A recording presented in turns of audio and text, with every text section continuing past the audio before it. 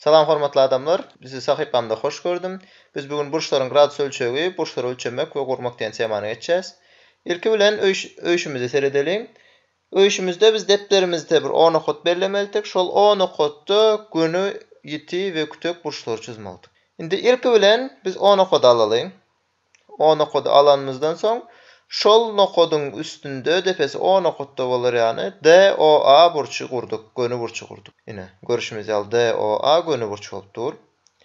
Soň DOA burçyň içinden bir ýeti burç gurmak üçin DO we OA taraplaryň arasyndan bir OB kesim oýdum we BOA ýeti burç aldım. We DOA burçyň daşyndan sendik bir OF kesim oýdum we OF kesimimiz FOA burç emele getirdi. O da kütök burç boldy. Öýüşimiz onçakly bir kyn däldi. Şeýleri açsaňyz ýeterlikdi. Indi bugün täze temamyza geçeliň. Burçyň gradus ölçegi.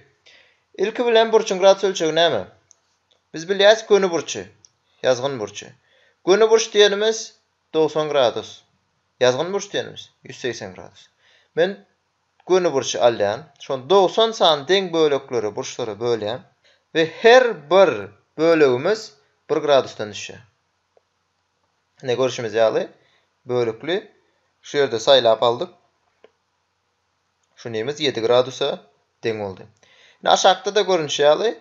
CBA çizigimiz şu ýerde 20 gradus bolupdyr. Şol 20 gradusa deň. NOM burçumuzy seredeliň. Bu yerde iki sany burça bölünen bu NOK ve KOM burçları. KOM burçumuz 35 gradus diye. NOK burçumuz 67 gradus. Şimdi bu yerde burçları ne edip koşmalıdığını öğredik. Şimdi NOK ve KOM burçları koşsam onda NOM burç emele gelir. Onda 67 hemen 35'i koşsam tak 60'a 30'u koşayan 90, 7'e 5 koşayan 12. Onda 102 gradus oldu. Burçları ölçemek ve kurmak.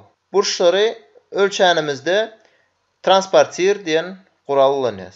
Transpartir diýen guralymız ýarym töwerek öz içine alýar. Ýarym töwerek diýenimiz 180 gradus bolýar.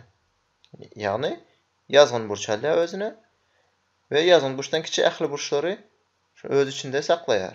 Ýazgyn burçy 180 bölege bölüp ýa transpartir ýarym töwerek 180 bölege bölüp şo ýerde sanlar bilen belleklidir. Her biri şolaryň 1 gradusdur.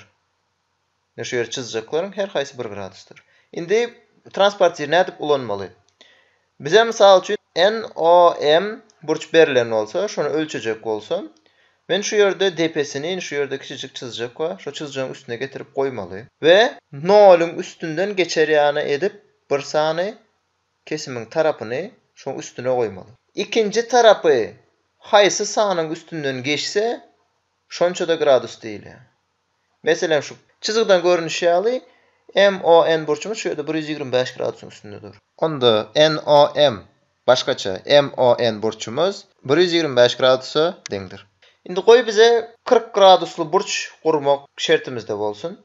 Men ilki bilen isendik bir sany kesim geçirýän, depesini belleýän O diýip we beýlek tarapyny isendik harp bilen A diýip bellese de bolýar. Depesinde de istedi harp bilen bellese bolýar. Men şu ýerde O we A harpleri bilen belledim.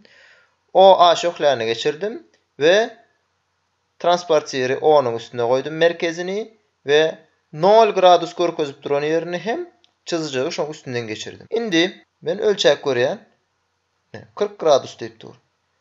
40 gradusyň üstünden şu ýerden bayan okot diýip belleýän. Men kitapdan surata düşürüp alamdan soň bu ýerde azık ýaňşyrak bellendir. Çizgimizde ne şu ýerde bolmaly nokodumuz. Onda men şeýle çizýän we A, O, B burçy emele geldi. Ne B nokodumy şeýle belledim. Transpartir üstünden aýran wagtym. O, B'ni geçirýän 40 gradus emele geldi. Indi ýene de ýanky bir burçlary goşmak, burçlaryň bölekleri näme burçlary bar? Şonu täzeden bir gaýtalaýyn diýip şu ýerde bir surat aldım. AKF ýazgyn burçumuz, AKB burç, goşmak BKC burç.